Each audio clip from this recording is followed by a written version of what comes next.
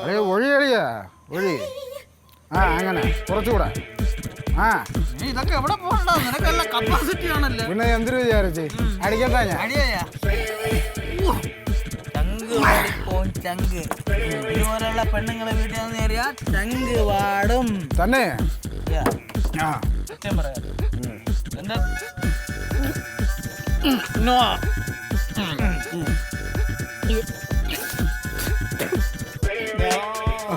അതുപോലെ ജീവിച്ച് മടുത്ത് ആത്മഹത്യക്ക് വരെ ശ്രമിച്ചിട്ടുണ്ട്. ആത്മഹത്യ ചത്തെങ്കിൽ ഞാൻ ഇവിടെ കാണൂടാ പുല്ലേ. അളിയന്റെ മുത്താണ്. മനസ്സിൽ പോലും അളിയൻ ആത്മഹത്യയെ പറ്റി ചിന്തിക്കരുത്. ചിന്തിച്ചല്ലടാ ഞാൻ ചെയ്തടിയാ ചെയ്ത്.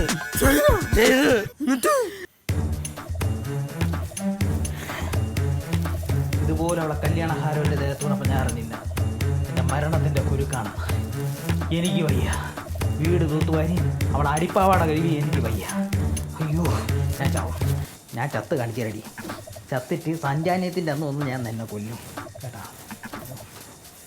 എൻ്റെ അമ്മോ പണിയെടുത്ത് ചാവാൻ പോലും നടുവേ. എൻ്റെ കാര്യത്തിൽ ഞാൻ അവിടെ തീരുമാനം ഉണ്ടാക്കി തരാം. ഇവിടെ കേട്ടായി നമുക്ക് ഇത്രയും വലിയ സാരി ഉണ്ടെന്ന് തൂങ്ങാൻ നേരത്താണ് ഞാൻ അറിയുന്നത്. ദൈവമേ ഞാൻ എന്താ പറഞ്ഞു. 1 2 3 എനിക്ക് ചാവണം.